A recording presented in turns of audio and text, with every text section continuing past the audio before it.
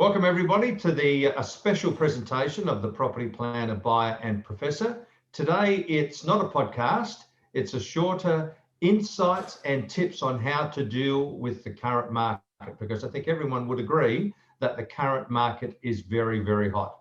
And we have our two specialists with us again today, Kate Bakos and Dave Johnson. So let's get straight into it. Can't say my hand. Kate, what are some of your tips on how to deal with this really hot market? Well, I think first and foremost, recognise that it's a hot market, and a hot market implies that we've got changing conditions and price increase. Now that's being fueled by a change in sentiment. We've got a lot of bidders turning up at auction in our auction cities. We've got competing buyers in private sale scenarios in other cities, and agents are dealing with each sale campaign the way that they choose to. So I do have some tips about communicating with the agents and understanding the rules of engagement with them. But I think first and foremost, you need to acknowledge that the conditions we're in now, very, very different to last year. Anything pre-Christmas, we can't rely on that sales data now because the market has moved since then. Certainly has moved significantly. Dave, what about you? You got any tips, insights for us? I'm sure you have. Yeah, look, it's a really hot market. It's as hot as any of us have seen. And so it's really important to be ready and really clear on what you're targeting, what the price range is, and be ready to move rapidly. So Dave, in your mortgage broking business, have you seen approval times stretch out due to this really hot market? Yeah, look, I think we've had anecdotal feedback that the banks are putting pre-approvals to the side. Because there's so many, because so many people are looking to buy, the now money for banks is refinances, and people might purchase in a month, but they might purchase in a year. So pre-approvals once again being left on the bench, so to speak, often, and taking longer to get. So people really need to get their ducks in a row as early as possible, so that they have the confidence to either bid at an auction or make an offer at some time in the future. Okay, that's very good insight, very good intel. Kate, anything else for us? Yeah, there's plenty. So if obviously, to Dave's point, you need to be able to participate. And if you think that subject to finance will cut it, in a hot market, it can seriously disadvantage you. So the agent might say that they're okay with the subject to finance clause, and the vendor might say that. But when you're up against 2 or 3 or 5 or 10 offers that don't have subject to finance, you've got to ask yourself, what sort of premium would you need to put on your acceptable offer to entice a vendor to take your offer over someone who's more of a sure thing? So finance ready, definitely a great tip. But back to my point before, a lot of people are steering clear of auctions, and it's because they look at the quote price or the guide price, and then they see the resultant price and they see buyers pushing each other up for it. And they say to me, I don't want to go to auction because everyone pushes the prices up. Well, it depends on what you're benchmarking your expectation of value on. Because if you're benchmarking it on the agent's quoted price, then that's not the real price anyway in most situations. So sometimes fighting it out in a competitive environment but transparently can give you a better result than having a closed tender bid scenario. For example, a private sale where the agent says, we're taking everyone's best and highest. That way you're stabbing in the dark and you're hoping to put out a killer offer that beats someone else, but doesn't beat them by 50,000. It might pip them by 5,000. It's really hard to do that, to have that guesswork on your side. So you have to ask yourself, am I prepared to do that? Or will I go to auction, fight for the property that I love, fighting with someone that I can see and know is real, and I can pip their bid by $1,000 as opposed to these best and highest scenarios. So buyers need to be purchase ready, but they need to be prepared to pay what it's worth and to fight others for it in a hot market. Yeah, look, I'm certainly seeing more best buy offers than I am auctions, because they're done quicker. We don't have to wait 3 or 4 weeks for the auction to happen. They often give a week and a half or 2 weeks. And some people, if they get too excited, instead of, like you said, giving $1,000 more than the previous bidder, they go their maximum, which could be $50,000 more than the previous bid. So people need to be careful. Dave, what boxes should people have ticked before negotiating with purpose? Look, I'll just run through them quickly. Number one, you want to understand your current cash flow surplus. Okay, most people don't do that. It's one of the first things we start with in the property planning process. Then determine your money goals. For us, that is how much money would you like to have in the bank or redraw after your purchase, and how much surplus cash flow would you like to have coming in to your savings each month after your purchase. That really should determine your price range.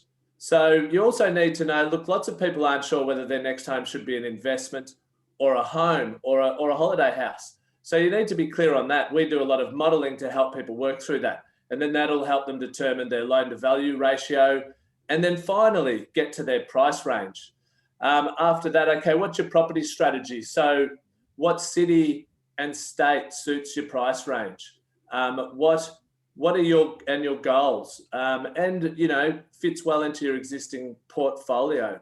What suburbs should you be targeting based on your price range, having determined the city and the state that you're looking to purchase within? And then the property type. There, you know, do you have pre-approval? And then be certain what the properties are selling for in your market in the very recent past, as we've been talking about literally in the last week to month. They're really the steps, if you're going to do it properly, that you should go through. Great series of steps there, Dave. Very good. Hopefully our listeners have jotted those down. Kate, you were saying that we're in a very different market today than we were, say, last year. So anecdotally, what do you reckon prices have gone up by in the areas that you're active in, say in the last 3 months since November, December, or 6 months? Good question, Pete. Melbourne was a bit different to all of the other cities because we had an extreme lockdown period.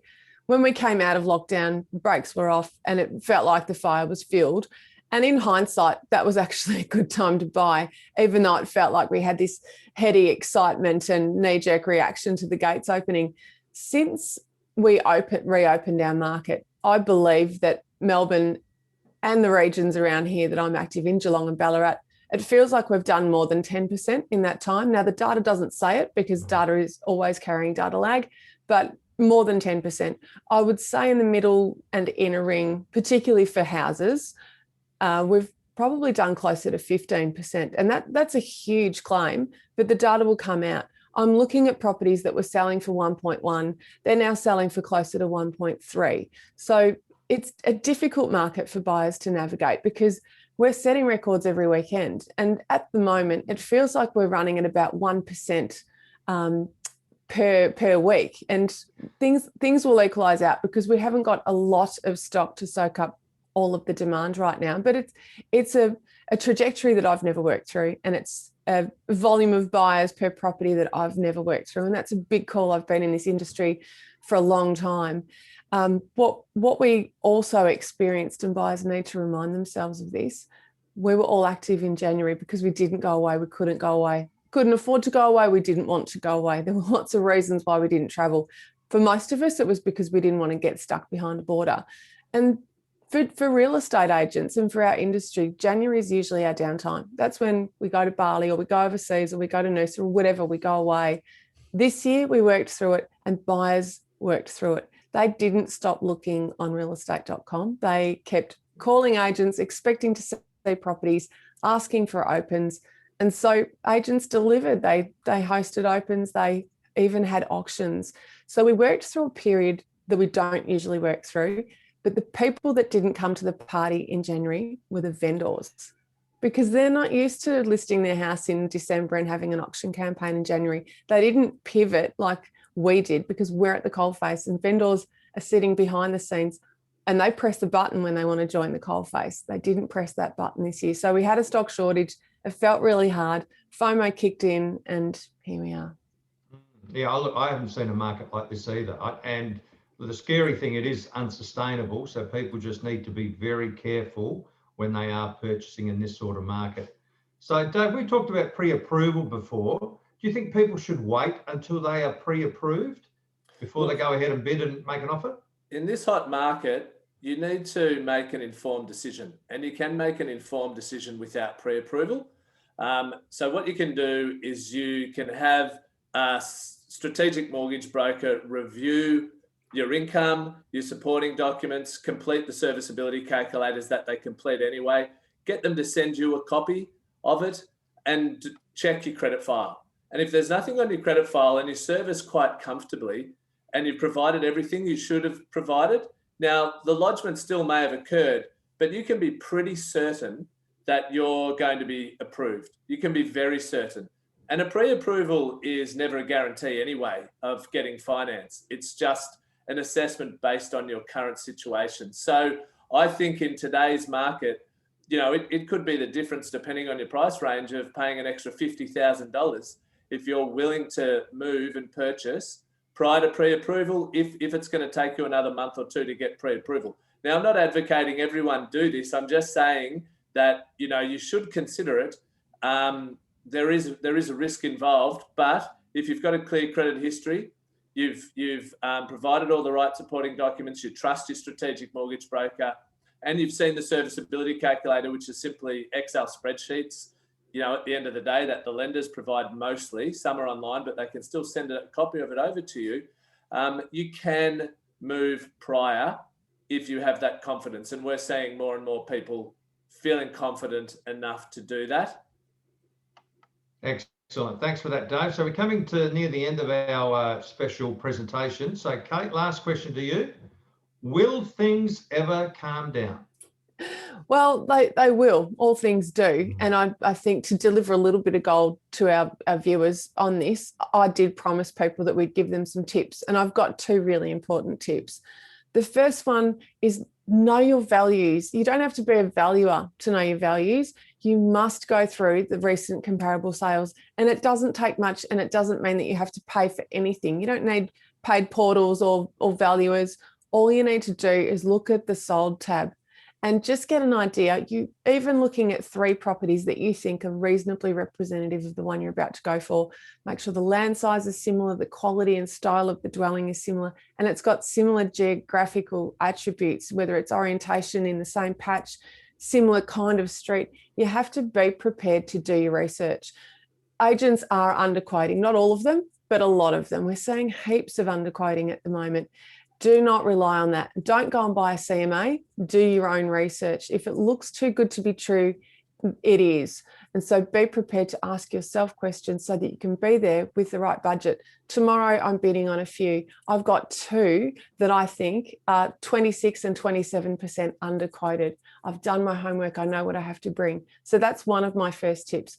The other one, when it comes to best and highest, be prepared to talk to the agents about what the vendor values and what the other buyers are doing. They might not be able to tell you what their offer is, but they'll be able to tell you what their terms are, because you're making sure that you're competing on the same playing field, or that you've got better terms, and you make sure the agent puts that forward. They're my 2 biggest tips.